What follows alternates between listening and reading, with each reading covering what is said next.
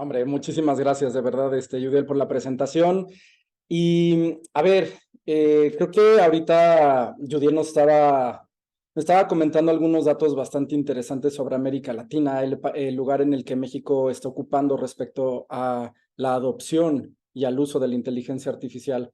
Pero antes de llegar a esos temas, me gustaría darles como una frase que empieza a resonar de manera sustancial, sobre todo en lugares como Israel, que es cuna de innovación, ¿no? O sea, quienes crean que solamente Silicon Valley es que Israel muy probablemente está o a la par o todavía más adelante, ¿no?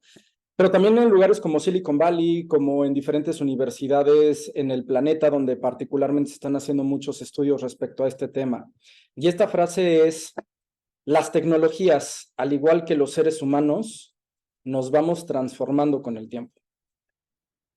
Y me gustaría dejar un momento a reflexión de esto, sobre todo por no solamente las oportunidades que vamos a estar revisando ahorita más adelante, pero también retos, ¿no?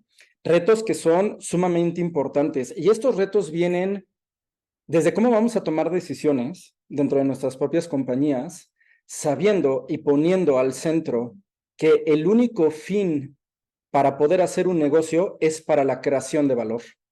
No es para hacer dinero, es para la creación de valor.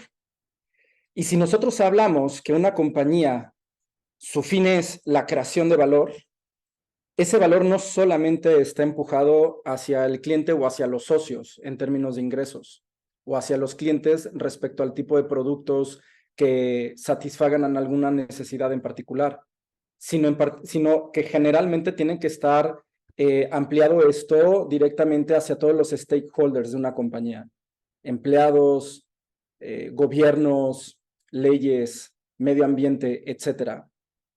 Y si todavía nos profundizamos un poquito más, empiezan a surgir inclusive cuestiones éticas. Cuestiones éticas que más adelante vamos a estar también discutiendo, sobre todo por las implicaciones que esto tiene, ¿no? La inteligencia artificial es un tema sumamente apasionante y es un tema en el que verdaderamente les sugiero que al menos empiecen a leer algo, aunque si nunca han leído, nunca han tenido contacto con una inteligencia artificial, váyanlo haciendo, porque esto, le decía a Yudiel ahora en la semana, que hay una frase que dice que va a pasar el tren y pues lo tomas o lo dejas, ¿no? El problema de la inteligencia artificial es que no es un tren común. Este es un tren bala. Y el tren no se va a detener en las estaciones para poder levantar pasajeros. Esa es una realidad. ¿Qué es lo que va a suceder? Que simplemente el tren bala va a pasar enfrente de la estación y quien se logra agarrar se va con el tren. Ya una vez dentro del tren, van a venir muchísimos otros retos, que son estos que particularmente les estaba platicando. Porque así como los humanos y la tecnología a través del tiempo, todos nos transformamos. El tema es cómo nos vamos a transformar nosotros junto con la inteligencia artificial, pero sobre todo poniendo el papel de la persona al centro de todo lo que hacemos, cómo la persona tiene que dirigir hacia dónde la inteligencia artificial tiene que encaminarse. Este instituto del cual estaba hablando ahorita Yudiel tiene algo muy relevante, porque habla o posiciona, mejor dicho, a México como el país número 3 en América Latina en la adopción y en el uso de inteligencia artificial por parte de compañías. El tema aquí que tenemos nosotros que revisar es que podemos creer que un número 3 es un número bueno, ¿no? O sea, pues un tercer lugar, pues está padrísimo, lo interesante es participar y es echarle ganas. Esto dista muchísimo de la realidad, ¿no? Ese número 3 realmente es abismalmente grande respecto al número 2. Y bueno, ya ni siquiera les voy a decir respecto al número 1.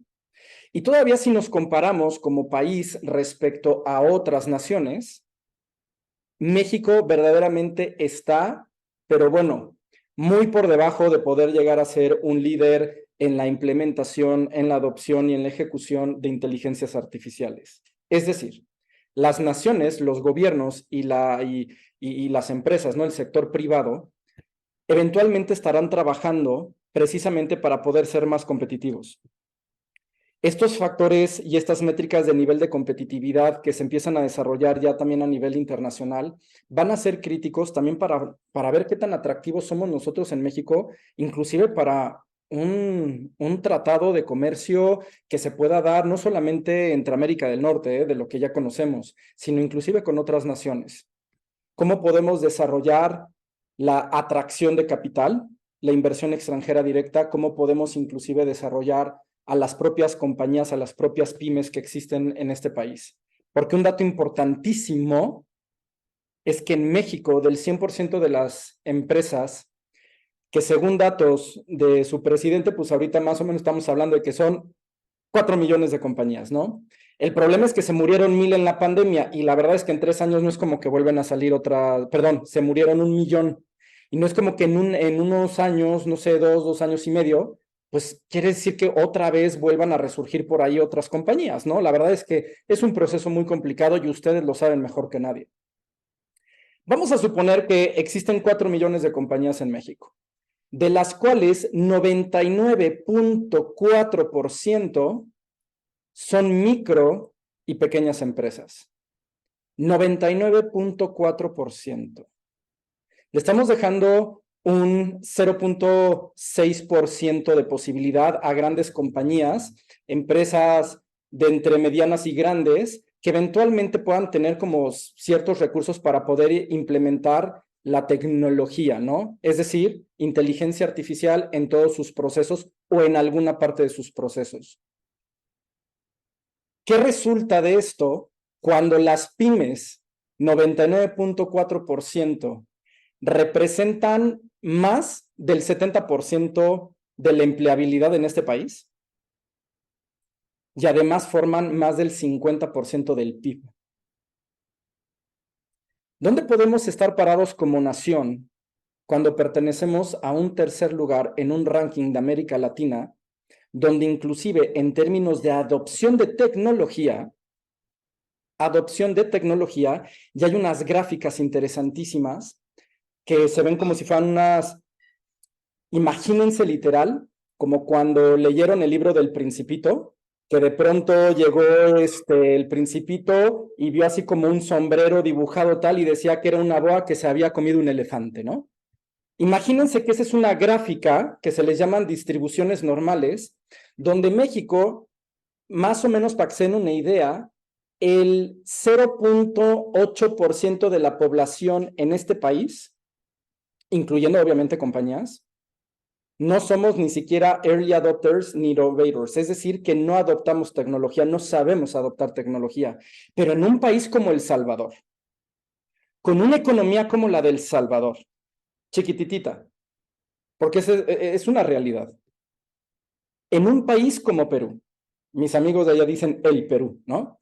Donde en el Perú, que también es una economía que no particularmente siquiera entra dentro de las 20 más importantes del planeta, y México sí, tienen ellos un nivel de adopción de tecnología que va más o menos de un 6 a un 10%, y México ni siquiera llega al 1%. ¿Qué nos quiere decir esto como reflexión inicial? ¿En dónde estamos parados y qué responsabilidad tenemos nosotros como empresarios para seguir creando valor? Porque nuevamente este es el punto de partida del por qué todo lo que vamos a discutir ahorita va a ser importante. El fin último de una compañía es crear valor, y si se crea valor es porque está en virtud del beneficio de las personas, en este caso de los stakeholders, y de otro tipo de entidades, en este caso como el medio ambiente, ¿no?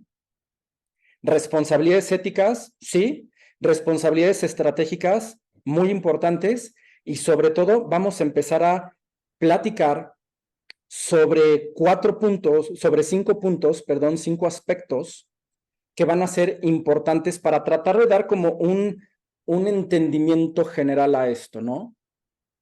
¿De dónde viene la inteligencia artificial? Pero sobre todo vamos a definirla. Me estaban diciendo por ahí una persona sumamente importante en términos de inteligencia artificial, que fue uno de los únicos mexicanos que inclusive le ha podido reportar a Steve Jobs en su momento, se llama Tony Rayo. Él fue uno de los inversionistas en Saif. y en alguna ocasión me comentaba que había visto una estadística que decía que el 99% de las personas que hablan de inteligencia artificial, no, perdónenme, del 100% de las personas que hablan sobre la inteligencia artificial, solamente el 99% no entiende qué realmente es la inteligencia artificial. Es decir, en una forma de burla te decían, sí, pero solamente el 99% no entienden qué es la inteligencia artificial. Y por eso la vamos a definir, porque nosotros no podemos aplicar algo que no entendemos qué es. El entendimiento de los propios conceptos es importantísimo, ¿no? Entonces, de aquí vamos a brincar a cómo esto está impactando a las diferentes industrias, a las economías y qué tipo de oportunidades se pueden generar. Cómo podemos aplicar todos estos conocimientos, cómo lo podemos no solamente aplicar, o sea, áreas funcionales dentro de nuestras compañías, operaciones, mercadotecnia, finanzas, research and development, etcétera, sino que también vamos a ver algunos mecanismos que ahorita son muy sencillos para precisamente poder empezar a integrar este tipo de tecnologías en la generación de valor de sus propias empresas y eventualmente pues vamos a terminar con una discusión sobre el futuro. Para que esto no sea un monólogo, por favor, de verdad, yo creo que el tema da muchísimo para poder estar platicando, discutiendo sobre todo lo que nosotros podamos tener como dudas, como cuestionamientos, porque no lo que les voy a enseñar ahorita significa que sea verdad. Es decir, no es la verdad absoluta.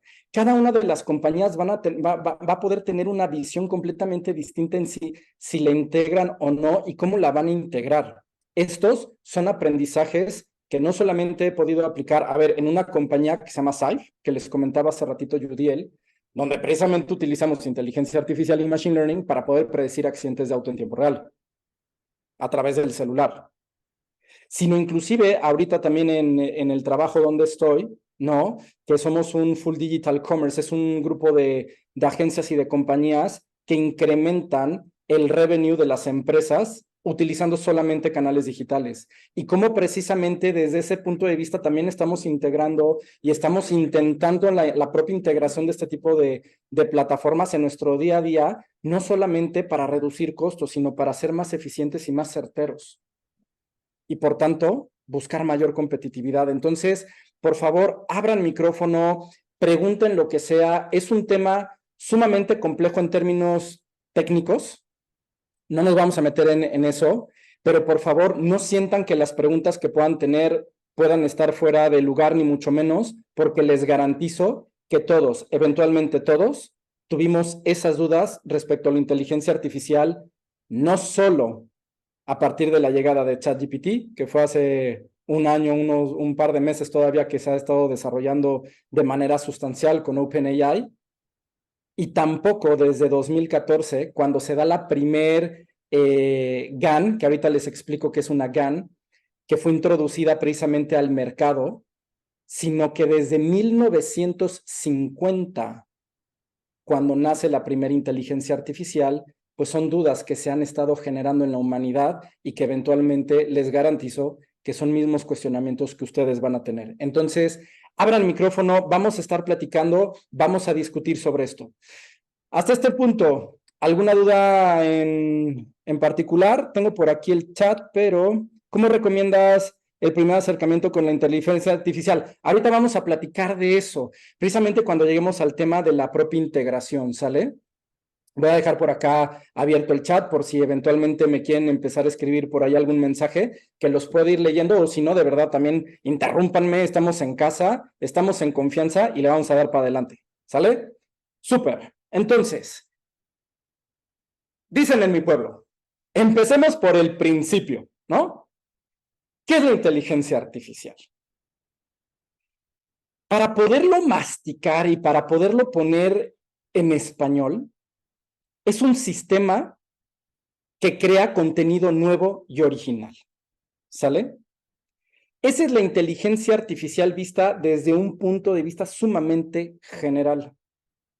Son sistemas tecnológicos que están formados por diferentes algoritmos. Algoritmos literal es una orden que tú le estás dando a una computadora. Ejemplo, cuando ustedes abren un Excel, en ese momento ustedes le están dando la orden al Excel que sume la casilla A1 con la B1 para que entonces te dé un resultado. Esa es una orden. Digamos que eso es un algoritmo. Hay algoritmos que pueden ser muy sencillos como esta y algoritmos que pueden ser muchísimo más complejos como los de la inteligencia artificial.